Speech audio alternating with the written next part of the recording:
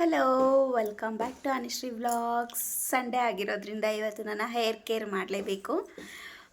Oil ಖಾಲಿ ಆಗಿತ್ತು. So hair fall control, hair growth oil ನಾನು ಹೇಗೆ ಮನೇಲಿ ಮಾಡ್ತೀನಿ ಅನ್ನೋದನ್ನ ತೋರಿಸ್ತೀನಿ. ಇಲ್ಲಿ ನಾನು ಯೂಸ್ ಮಾಡ್ತಾ ಇರೋ ಪ್ರತಿಯೊಂದು ಇಂಗ್ರೀಡಿಯೆಂಟ್ಸ್ ಕೂಡ ನಮ್ಮ ಮನೆಯ ಗಾರ್ಡನ್ದು. ಕೆಲವೊಂದಿದೆ, ಕೆಲವೊಂದಿಲ್ಲ. ನಾನು ಹೇಳ್ತೀನಿ ಏನೇನು ಆ್ಯಡ್ ಮಾಡ್ಬೋದು ಅಂತ, ನೀವು ಅದನ್ನು ಆ್ಯಡ್ ಮಾಡ್ಕೊಳ್ಳಿ. ಸೊ ನಾನಿಲ್ಲಿ ಇವಾಗ ನಮ್ಮನೆ ಗಾರ್ಡನಲ್ಲಿ ಏನೇನು ಸಿಕ್ಕಿದೆ ಅಂತ ತೋರಿಸ್ತೀನಿ. ಅಂದರೆ ಹೇರ್ ಗ್ರೋತ್ಗೆ ಬೇಕಾಗಿರೋ ಅಂಥದ್ದು ಎಲ್ಲರಿಗೂ ತಿಳಿದೇ ಇರುತ್ತೆ, ಇದು ಹೊಸದೇನಲ್ಲ. ಬಟ್ ನಾನು ಯಾವ ರೀತಿ ಹೇರ್ ಆಯಿಲನ್ನು ಮಾಡ್ಕೊಳ್ತೀನಿ ಮನೆಯಲ್ಲೇ ಅನ್ನೋದನ್ನು ತೋರಿಸ್ತೀನಿ. ಸೊ ನೋಡಿ, ಇದಿಷ್ಟು ನಾನು ಹೇರ್ ಗ್ರೋತ್ ಆಯಿಲ್ಗೆ ಬಳಸ್ತಾ ಇದ್ದೀನಿ. ಇದು ಬಂದು ಏಳಿಕಾಯಿ ಎಲೆ, ಇದು ಬಂದು ನಿಂಬೆಕಾಯಿ ಎಲೆ, ಮತ್ತು ಇದು ದಾಸವಾಳ, ಇದು ಕರಿಬೇವಿನ ಸೊಪ್ಪು, ನಾಟಿ ಕರಿಬೇವು ಸೊಪ್ಪು, ಮತ್ತು ನಾನಿಲ್ಲಿ ಇದು ಮೆಹಂದಿ ಸೊಪ್ಪು, ಯಾಕಂದರೆ ನ್ಯಾಚುರಲ್ ಆಗಿ ಸ್ವಲ್ಪ ಕಲರ್ ಬರಲಿ ಅಂತ, ಯಾಕಂದರೆ ಸ್ವಲ್ಪ ವೈಟ್ ಹೇರ್ಸ್ ಆಗಿಬಿಟ್ಟಿದೆ. ಆ್ಯಂಡ್ ಇದು ಚೇಪೆಕಾಯಿ ಎಲೆ, ಸೀಬೆಹಣ್ಣು ಗೊತ್ತಲ್ವ, ಇದು ಕೂಡ ತುಂಬಾ ಒಳ್ಳೆ ಹೇರ್ ಗ್ರೋತ್ ಆಗಲಿ ಹೇರ್ ಫಾಲ್ಗಾಗಲಿ ತುಂಬಾ ಒಳ್ಳೆಯದು. ಮತ್ತು ಸಾಸಿವೆ, ಮೆಂತೆ, ಇನ್ನೊಂದು ಬರುತ್ತೆ ಕಲೋಂಜಿ ಅಂತ ಹೇಳ್ತಾರೆ, ನೀವು ಅದನ್ನು ಬಳಸ್ಬೋದು. ಮತ್ತು ನಾನಿಲ್ಲಿ ರೋಸ್ಮೆರಿ, ಡ್ರೈ ರೋಸ್ಮೆರಿ ಬರುತ್ತಲ್ವ, ಅದನ್ನು ತೊಗೊಂಡಿದ್ದೀನಿ. ಇವಾಗ ಇದಿಷ್ಟು ಹಾಕಿ ನಾನು ಫಸ್ಟು ಚೆನ್ನಾಗಿ ತೊಳ್ಕೊಬೇಕು. ಅದ್ರ ಮೇಲೆ ಇನ್ಸೆಕ್ಟ್ಸ್ ಎಲ್ಲ ಓಡಾಡಿರುತ್ತಲ್ವ, ಚೆನ್ನಾಗಿ ವಾಶ್ ಮಾಡ್ಕೋಬೇಕು. ನೋಡಿ, ನಾನು ಇಲ್ಲಿ ವಾಶ್ ಮಾಡ್ಕೊಂಬಂದಿದ್ದೀನಿ. ಇದ್ರ ಜೊತೆಗೇನೆ ರೋಸ್ಬೆರಿ ಮತ್ತು ಸಾಸಿವೆ ಮೆಂತೆನ ಹಾಕ್ಕೊಂಡಿದ್ದೀನಿ ನಾನು. ಸೊ ಇದನ್ನು ಮಿಕ್ಸಿ ಜಾರ್ಗೆ ಹಾಕಿ ಗ್ರೈಂಡ್ ಮಾಡಬೇಕು. ಗ್ರೈಂಡ್ ಅಂತ ಹೇಳಿದ್ರೆ ನಾನು ತೋರಿಸ್ತೀನಿ ಎಷ್ಟು ಗ್ರೈಂಡ್ ಮಾಡಬೇಕಂತ. ನೋಡಿ, ಈ ಥರ ಇಷ್ಟು ಗ್ರೈಂಡ್ ಆದರೆ ಸಾಕು. ತರಕಾರಿಯಾಗಿ ತುಂಬ ಎಲ್ಲ ಮತ್ತು ಸೊಪ್ಪು ಸಾರು ಹೋಗ್ತೀವಲ್ಲ, ಆ ಥರ ಎಲ್ಲ ಗ್ರೈಂಡ್ ಮಾಡಬೇಡಿ. ಸೊ ಈ ರೀತಿ ಕಾಣಿಸ್ತಿದೆ ಅಲ್ವಾ? ಯಾಕೆ ಅಂತ ಹೇಳಿದ್ರೆ ಹೇಳ್ತೀನಿ ಆಮೇಲೆ. ಈ ಥರ ಒಂದು ಕಡಾಯಿ ತಗೊಳ್ಳಿ. ನಿಮಗೆ ಎಷ್ಟು ಕ್ವಾಂಟಿಟಿ ಆಯಿಲ್ ಬೇಕೋ ಅಷ್ಟು ಹಾಕ್ಕೊಳ್ಳಿ. ನಾನಿಲ್ಲಿ ಒಂದು ಆ ಥರ ಆಗೋಷ್ಟು ನಾನು ಹಾಕ್ಕೊಳ್ತಾ ಇದ್ದೀನಿ. ಆಯಿಲು ನೋಡಿ ಇಷ್ಟು ಹಾಕ್ಕೊಳ್ತಾ ಇದ್ದೀನಿ. ಸೊ ಇದು 1 ಲೀಟರ್ ಕ್ಯಾನ್. ಸ್ಲೋ ಫ್ಲೇಮಲ್ಲಿ ಇಟ್ಕೊಂಡಿರಿ.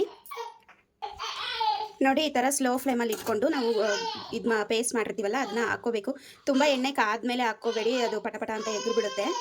ಸೊ ಈ ರೀತಿ ನೀಟಾಗಿ ಹಿಂಗೆ ಮಿಕ್ಸ್ ಮಾಡ್ಕೊಳ್ಳಿ. ಅದು ಎಣ್ಣೆ ಕಾಯುತ್ತೆ.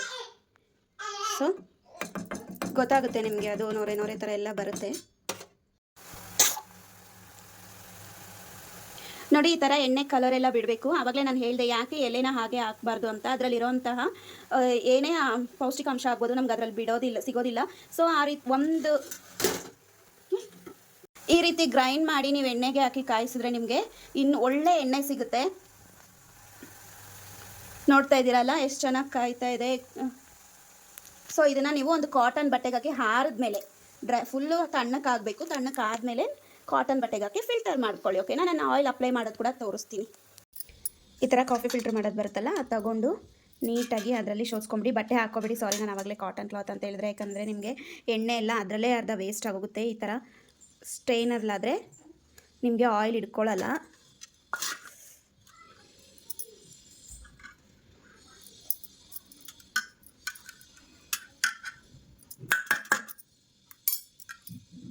ನೀಟಾಗಿ ಬಗ್ಗಿಸ್ಕೊಂಬಿಡಿ.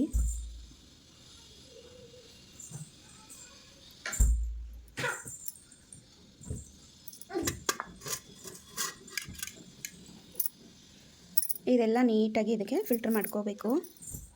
ನೋಡಿ ಎಣ್ಣೆ ಯಾವ ಥರ ಕಲರ್ ಬಂದಿದೆ.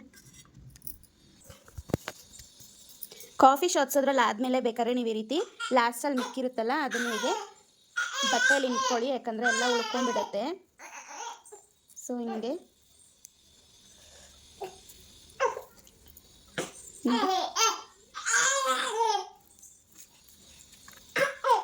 ಮತ್ತು ನೀವು ಈ ರುಬ್ಬಿರೋದನ್ನ ಏನು ವೇಸ್ಟ್ ಮಾಡೋಂಗಿಲ್ಲ. ಅದಕ್ಕೆ ನೀವು ಮೊಸರು ಹಾಕ್ಕೊಂಡು ತಲೆಗೆ ಪ್ಯಾಕ್ ಹಾಕ್ಕೋಬೋದು.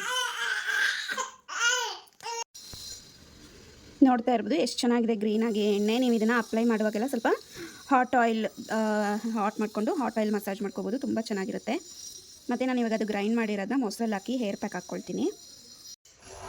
ಆವಾಗಲೇ ತೋರಿಸಿದ್ನಲ್ಲ, ಆಯಿಲ್ ಫಿಲ್ಟರ್ ಆದಮೇಲೆ ಈ ಸೊಪ್ಪನ್ನೆಲ್ಲ ವೇಸ್ಟ್ ಮಾಡೋಕ್ಕೆ ಹೋಗ್ಬಿಡಿ. ಇದನ್ನು ಪ್ಯಾಕ್ ಹಾಕ್ಕೊಳ್ಳಿ. ತುಂಬಾ ಬೆನಿಫಿಟ್ಸ್ ಇದೆ. ಈ ಸೊಪ್ಪುಗಳೆಲ್ಲನೂ ನಿಮಗೆ ಆಲ್ಮೋಸ್ಟ್ ಗೊತ್ತೇ ಇರುತ್ತೆ, ಅದರಲ್ಲೆಲ್ಲ ಏನೇನು ಬೆನಿಫಿಟ್ಸ್ ಇದೆ ಅಂತ. ಸಾಸಿವೆ, ಮೆಂತೆ, ದಾಸವಾಳ ಹೂವು ಎಲ್ಲ ಇರೋದ್ರಿಂದ ಇದೊಂದು ಒಳ್ಳೆ ಹೇರ್ ಮಾಸ್ಕ್, ಹೇರ್ ಪ್ಯಾಕ್ ಅಂತ ಹೇಳ್ಬೋದು.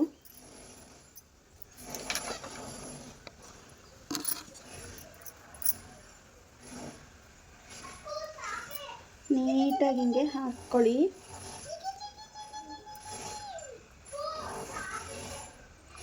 ಸೊ ನಾನು ಪ್ಯಾಕ್ ಹಾಕ್ಕೊಂಡು ತೋರಿಸ್ತೀನಿ. ಸೊ ಇದು ನನ್ನ ಇವತ್ತಿನ ಹೇರ್ ಕೇರ್ ವಿಡಿಯೋ. ಇಷ್ಟ ಆದರೆ ಲೈಕ್ ಮಾಡಿ, ಶೇರ್ ಮಾಡಿ, ಸಬ್ಸ್ಕ್ರೈಬ್ ಮಾಡಿ. Thank you so much. Bye.